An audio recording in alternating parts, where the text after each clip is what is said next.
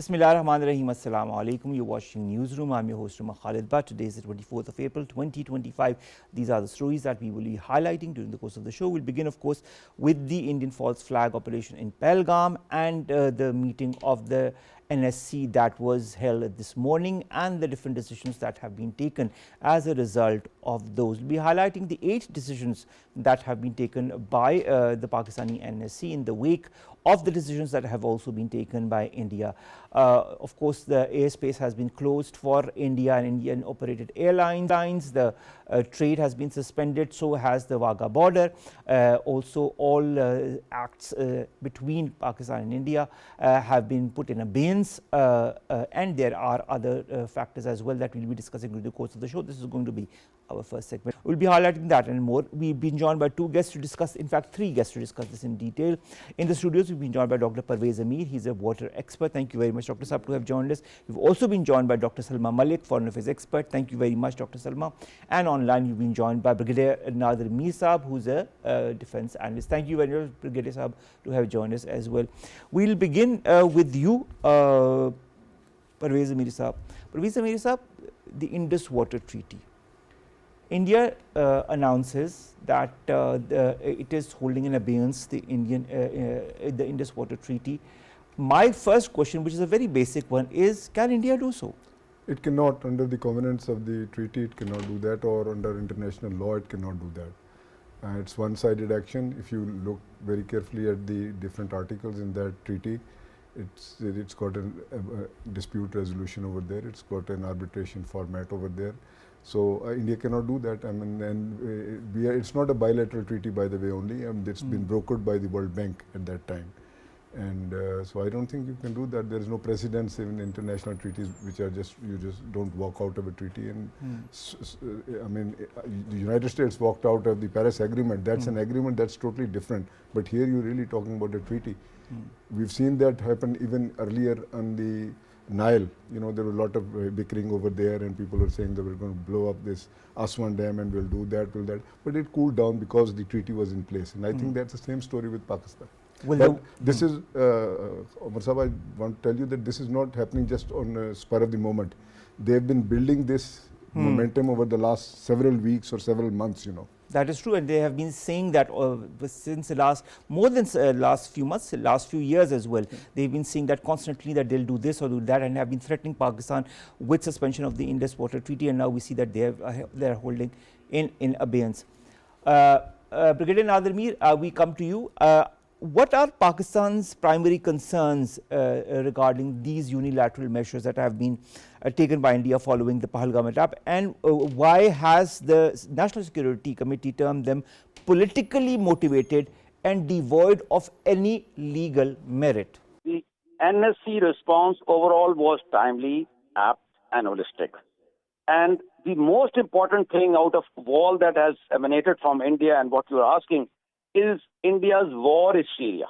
Because if they follow through, then it can lead to many events developing which can go out of control of anybody or everybody. I'd like to start by saying that war is the province of danger, chance, and uncertainty. That's Clausewitz, but the Indians read Chanakya. That's the first problem. The problem we are facing here is that the Indian media and some of their so-called security wizards and others who are actually the handmaidens of the Indian establishment or Delhi, they are running the show and they are affecting their policy. So if you go through the Indian media, it looks like we're at war already, you know, or it's about to break. And that is the single most important thing. The rest of them, the second most important thing is already what you've talked about, that is the water in this water treaty, because if you stop somebody's water, it is an act of war. And that's Pakistan has responded. And if they go through and follow through on it, obviously the results will be conflictual. There is no the question on that. So Pakistan's response, I would say, has been measured so far. But the basic thing we need to understand, and that's what I've been saying and discussing with you also in other programs, is that all that this is happening is not happening in isolation. There is a larger or a bigger geopolitical picture or a portrait in which this incident, this one or the one before or the next one, false flag operation or whatever happens, India is following this that oversized geopolitical agenda in which they are talking, as you've seen on Indian media and otherwise, officially also, of supporting the breakaway of Balochistan from Pakistan and capturing Azad Kashmir and northern areas of Baltistan of Pakistan. So they're saying it openly, not only the media, but their official sources are saying it. So you can understand that all is happening in a certain geopolitical framework. This incident or anything else cannot be seen in isolation. And the response in this water treaty or anything else that they have done, it is all part of a whole package against Pakistan. It's, in simplified terms, a policy of confrontation with Pakistan. That is what is happening, and Pakistan needs to respond proactively. All right. There is, of course, a certain form of action from India, and Pakistan needs to respond. This is what Brigadier Nadir says. Now, Khaja Asif Saab today, while addressing media, says that Pakistan has been planning, India has been planning different attacks in various cities of Pakistan. He also says that India is waging a low intensity war, but if this low intensity war changes its intensity, Pakistan knows how to react. Pakistan has condemned terrorism in all its forms and manifestation, has rejected the linking of the Pahalgam attack with Pakistan. How does the government justify this stance in the absence of credible investigation from India? The Indian government? Yes. How does the Pakistani government?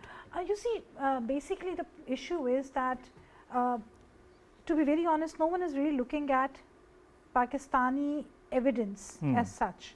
We have always, whenever there has been staging of any false flag operation from India, Pakistan has always been the first to ask for a joint commission for investigation. Pakistan has been very, very forward and very honest in saying that whatever cooperation that we want to extend, you would like us to extend, we would do that. Let's meet together and look at these aspects together.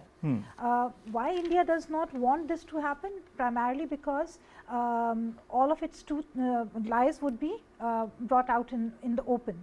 Already some of the people that India had claimed that they were killed in the 22nd April attack, they have turned out to be very much live and kicking, and they were not even there where they were supposed to be. So unfortunately, Pakistani intelligence agencies, they do have credible evidence. It's just that we are not trying to stir the table too much. But if India pushes Pakistan to a point where Pakistan ends up retaliating, then Pakistan would retaliate. And this is a standard practice coming from New Delhi, that each time they up the ante expecting that Pakistan is not credible enough to respond to them. And then suddenly Pakistan responds, and it responds big time. And they end up getting defeated, and they end up actually putting their tail and running away. And that kind of makes them realize that they should not underestimate us in this regard. If it comes to that, Pakistan will bring forth the evidence, Pakistan will do whatever it has to do, and it will do that. There is no end to the resolve. They tried doing that in Pulwama Balakot incident, they tried doing it in several other situations, and many times they have been proven incorrect. All right. The NSC says, Pervaiz Amir Saab, that any attempt to suspend the Indus Water Treaty or divert water flow is an act of war.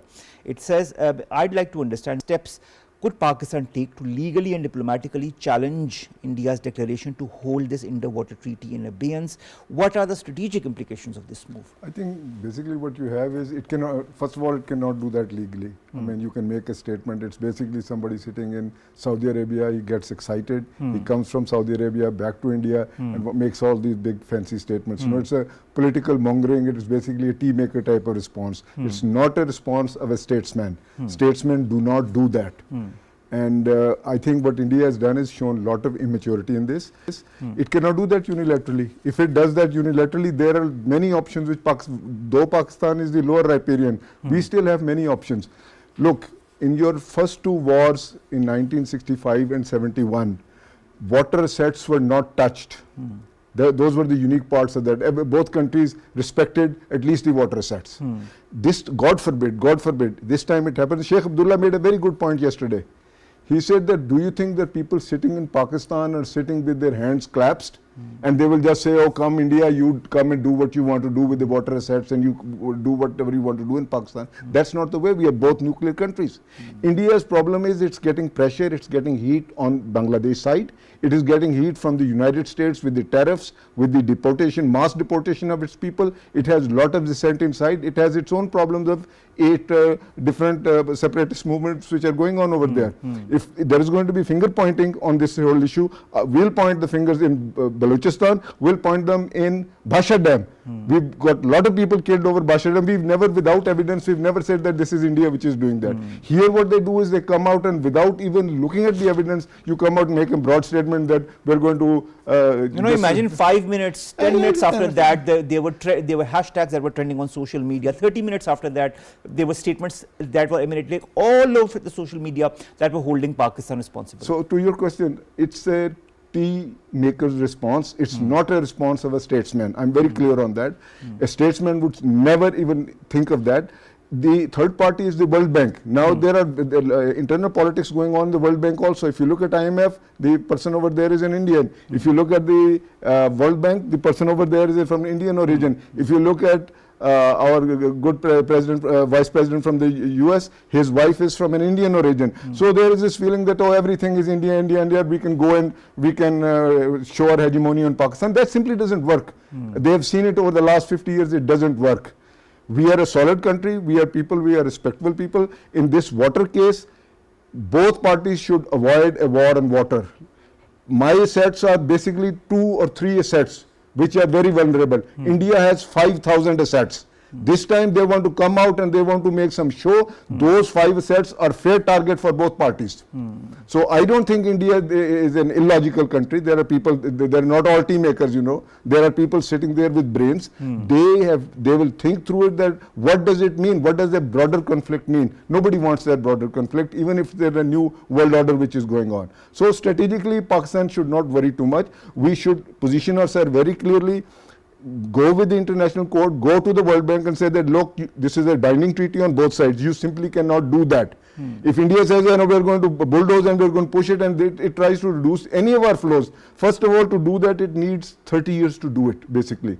It's not just you make a decision and you start cutting over there. You know, for Pakistan, we also have options, you know. On Ravi, we have several options. On other areas, we have options. So, if they don't want the treaty, that means they don't want those 3 rivers. All right, the eastern rivers, they don't want them. They want to go out of that. I take out those rivers. There's not going to be a single structure which we leave behind on those 3 rivers.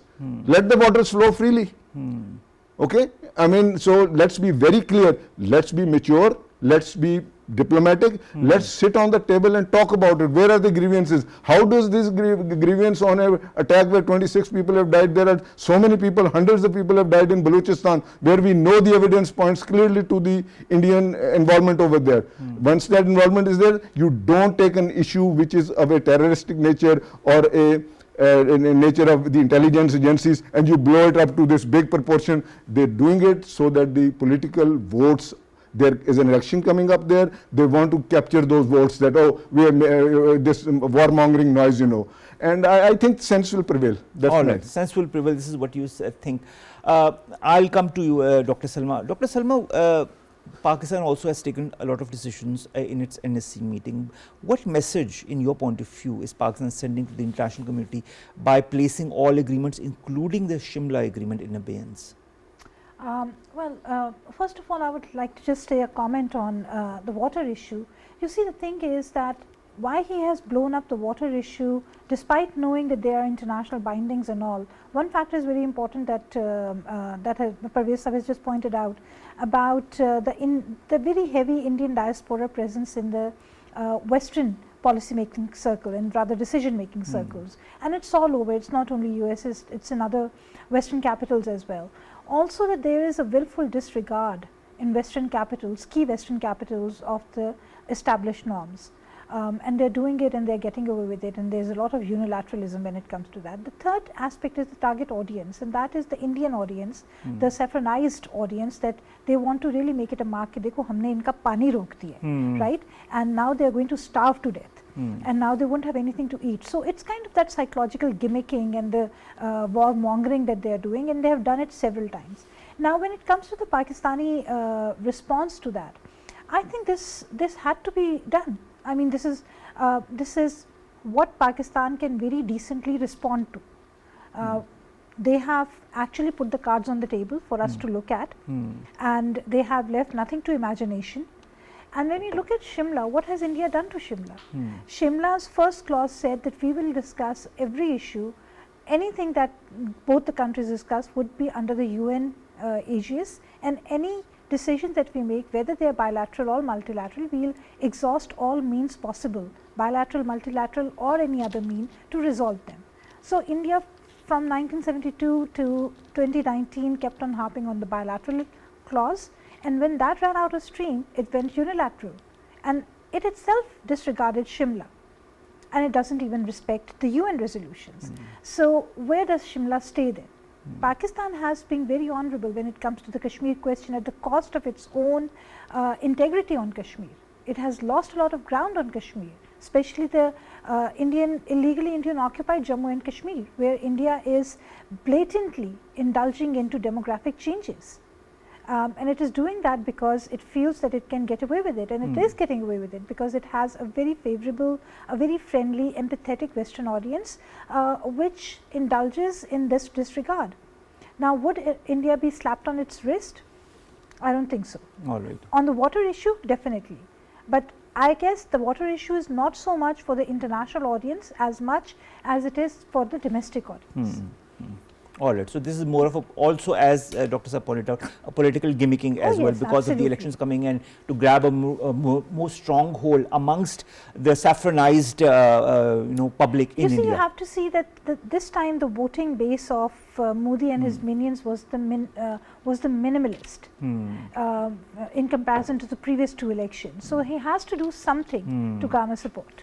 All right. Can I add one quick thing? Please add. I think the point which is raised here on Shimla, that is much more important than the threats which they are making on the Indus Basin Treaty.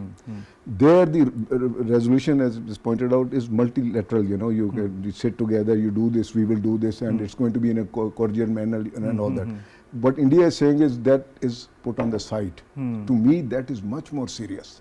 That is an all-out strategy for confrontation, not the IBT. It's she's right pointing out that it's Dr. Saab, that it's a water treaty, but here the consequences will be extremely dire. Pakistan shuts the airspace.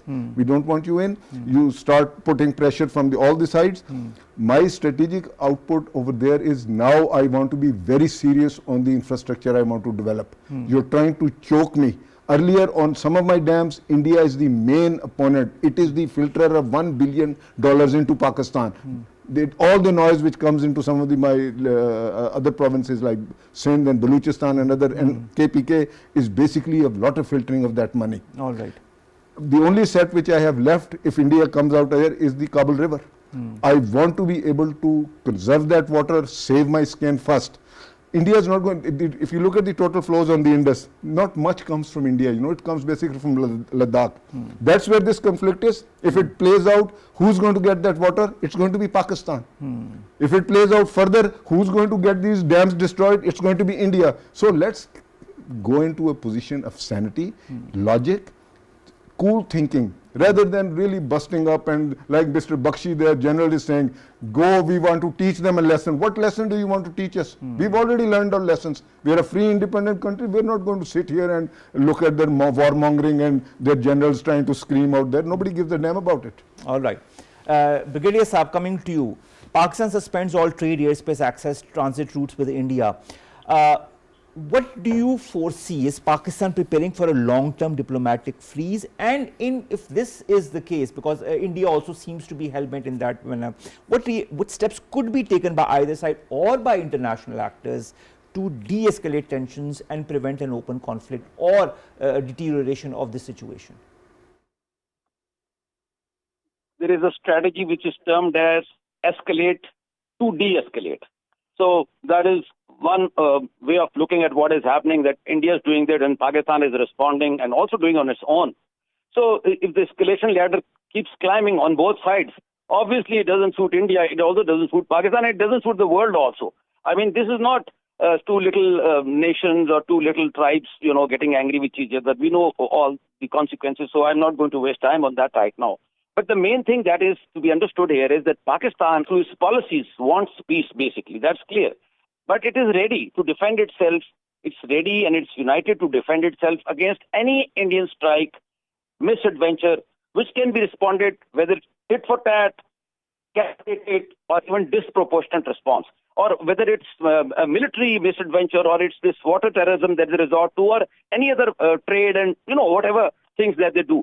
Pakistan can do much more. And there's one thing more I'd like to say, because if this trend continues, then basically both the states are on a collision course going into a policy of open confrontation. And what, the Indians are obsessed right now because in the euphoria of their GDP, and as Dr. Salma said about their diaspora being in high places in some of the Western world and all that. Well, India's got more fault lines than Pakistan, and I don't want to name them, but there is a Khalistan movement, and what is happening in Bangladesh and the northern states and Tamil Nadu and so many other places. So, I mean, Indians talk of Balochistan or doing this in Pakistan, Azad Kashmir. Pakistan can then respond and needs to respond if they continue down this path. That, okay, if it's the path you want to take, that is, then let's go into full confrontation and let's see what you can do and we can do. And because Pakistan is not initiating it, and secondly, Pakistan is not seeking it. Pakistan is doing it basically to defend itself. Pakistan is on the defensive side, so it is not the aggressor in this case.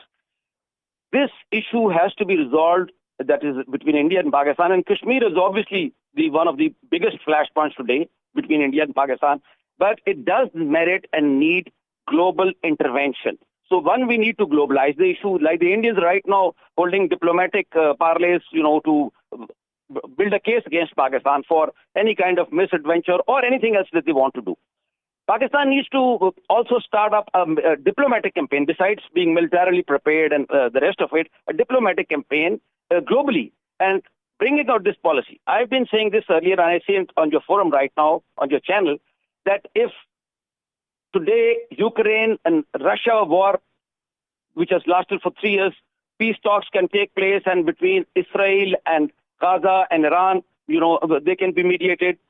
Why not between India and Pakistan? It can be done. But it's one, that Indians don't want it, and secondly, that Pakistan needs to get serious about it.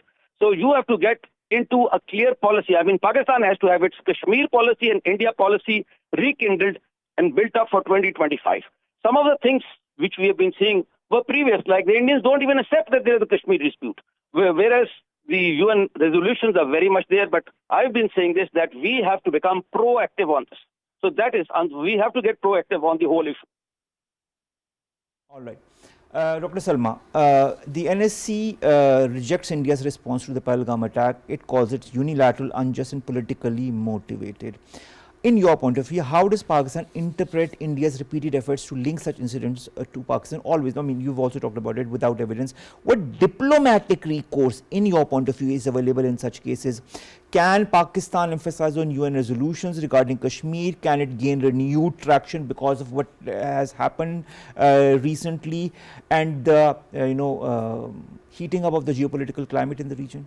Okay. You see, number one, you can only dialogue if there are two partners in this conversation. Agreed. And when one partner has zipped his mouth, closed his eyes, capped his ears, so what kind of a conversation can you have with him, except for hammering his head, right? And we are not planning to do that unless they really provoke us to do it.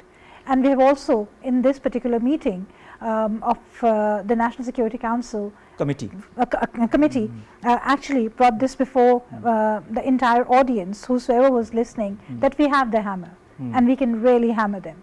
But we are not going to do it. We are going to take a very, very mellow, sublime path, yet the message that came out was very clear. Whatever kinetic, non-kinetic response required, Pakistan is ready, all out with it. Having said that, it's not the first time that this particular impasse has happened.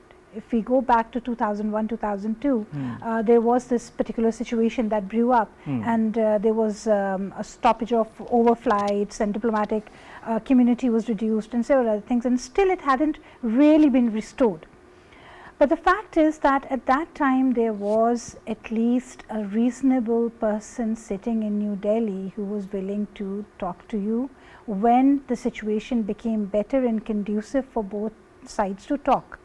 Here you have a person who only thrives on warmongering, who only thrives on spreading hatred, whose basic mantra is to malign Pakistan, to garner his vote bank, and sacrifice his own people through these false flag operations and make it look, create so much noise that everything deafens out in that noise, all voices of sanity, and get what you want to do. You see, if you go trace back each and every step of what has happened from today to the day when the incident really happened, to that 0 hour, everything looks so well orchestrated. He's not here, he runs back home very worried, and there is the American Vice President with his Indian wife visiting, going to Jaipur, making cute photo ops, doing Reminds selfies. you of the Bill Clinton incident in 2000. So the 2000 Bill Clinton incident, Chhattisgarh, 36 are killed, 1995, 4th July 1995, you have suddenly out in the open Al-Farhan group, no one had ever heard of that, who kidnaps these Western foreigners and it disappears. No one really knew what happened, and a decapitated body comes out, and that's the end of it.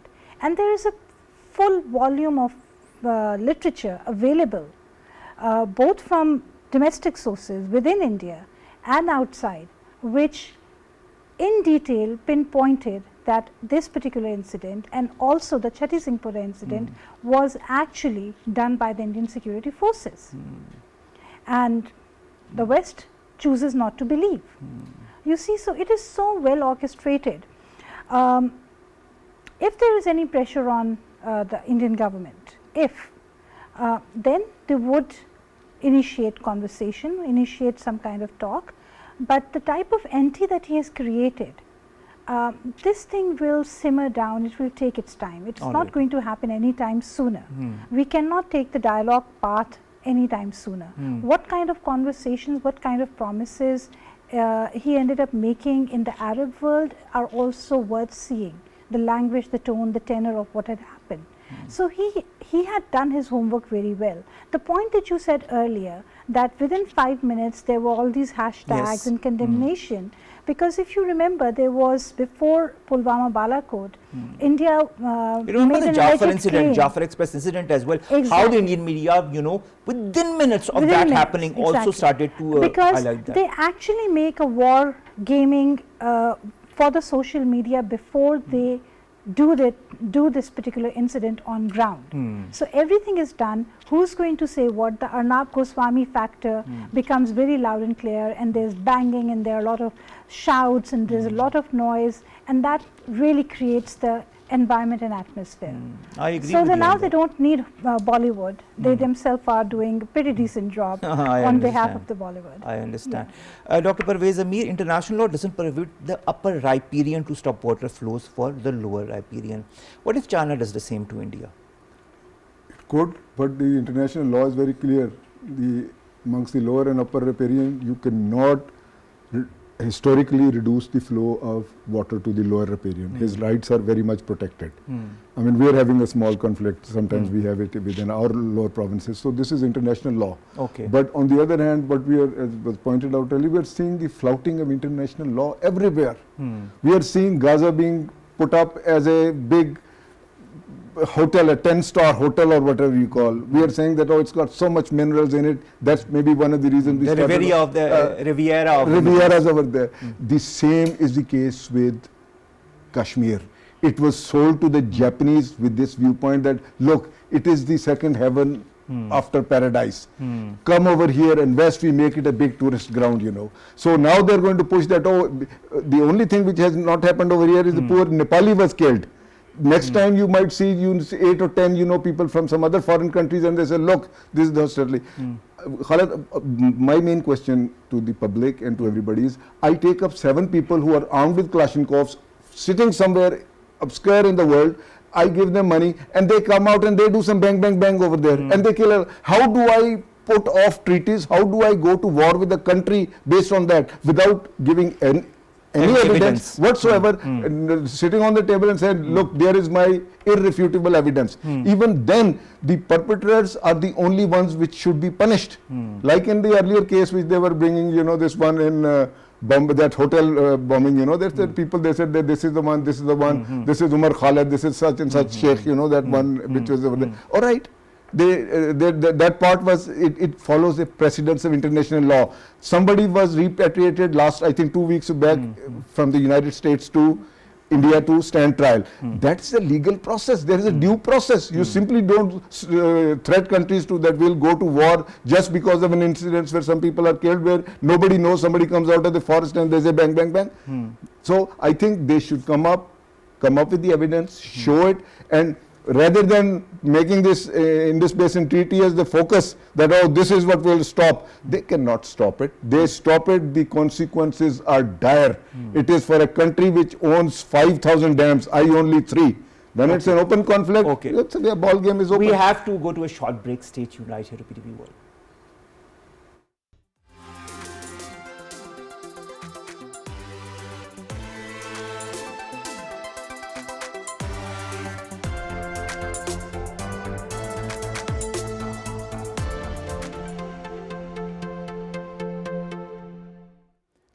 Welcome back, and we continue, of course, talking about the Pahalgam incident and the aftermath of it from the Indian side, and now that Pakistan has responded as well. I'd just like to end the show, Dr. Salma, with the reference of the National Security Committee of the two-nation theory and Jinnah's apprehensions. How do you see this historical reference in today's geopolitical context? I'd like a short answer, we're short of time. Well, the two-nation theory remains alive, thrives. Creation of Bangladesh did not make Bangladesh revert back to Hinduism or anything. It was the making of another Muslim state. This was what Allama Iqbal had also said. I envision creation of Muslim states. This was the requirement of the day, that it had to be two wings of one country. Bangladesh separated. Mashallah, they're thriving as a big nation. India tried to do everything in its capacity to make Bangladesh not be what it is, and look at what happens to Bangladesh today. So the two-nation theory is very much alive, and it will inshallah remain alive, and we have to all stick together the way this particular press conference just concluded. Everyone has to be on the same page when it comes to the national security, and there is not going to be any compromise. We cannot afford any compromise when we have an enemy who is so cunning, who is so devious, who is so toxic, that he will leave no notion unturned to break us and destroy us. All right, your comment, I'd like a short answer. I tend to agree with this. I think what was just recently said, I still feel that while the reference Mr. Bhutto made over there, Zardari Bhutto, that, oh, the 3 provinces did this and we did. No, take a mature, a very, very, very long-term educated look. Any decisions. When it comes to the canals, it is the rights of the provinces according to their apportioned shares. Let that be the binding agreement. The 1991 Accord. When it comes to the other thing, you know, that if you don't want to save water somewhere, nobody gives a damn whether it's Kala Bag or whichever you want. You have to store water, particularly with this Indian threat. You have to store whatever water you have on the Kabul River somewhere, so it's useful for Pakistan. All right. Thank you very much to all of my guests, Brigadier Nadir. Thank you very much to our journalists, Dr. Salma, Malik. Thank you very much, and Dr. Pervaiz, Amir also. Thank you very much. It was a very interesting debate, and this is something that we will be discussing in the days to come as well. But I hope that sanity prevails. Omar, Khalid bids you farewell from this of Newsroom. We'll see you inshallah tomorrow with news story segments pertaining to us, you and Pakistan. Stay safe. Allah Hafiz.